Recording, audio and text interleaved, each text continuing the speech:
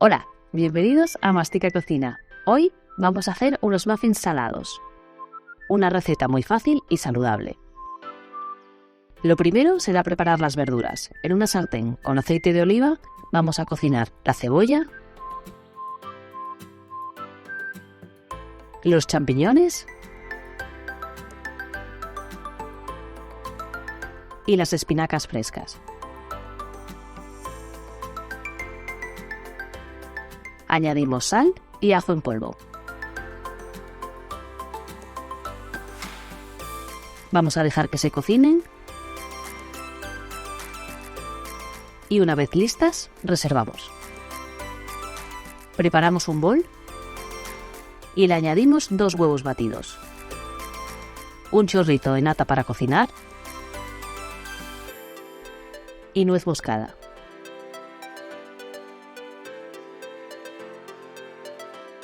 Revolvemos y añadimos la harina. La vamos a tamizar para evitar grumos.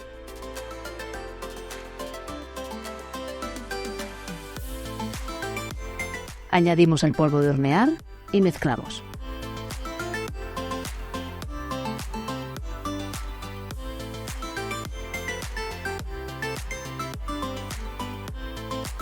Ahora le vamos a añadir las verduras que hemos cocinado. Aconsejo colarlas para quitarles el exceso de agua.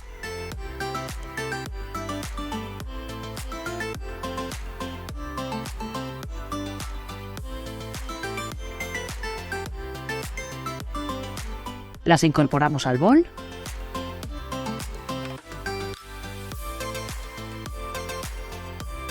Mezclamos y añadimos queso.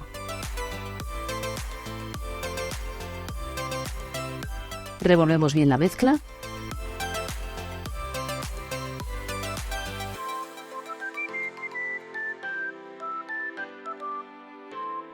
Preparamos una bandeja para muffins con los moldes de papel y vertemos la mezcla. A mí, con estas cantidades, me salieron 9. Lo vamos a llevar a horno precalentado a 180 grados durante 20 minutos. Una vez horneadas, déjalas enfriar y listo. Quedan muy jugosas y esponjosas por dentro. Y es una idea muy saludable para fiestas de cumpleaños, para llevar al trabajo o para las pausas de los estudiantes.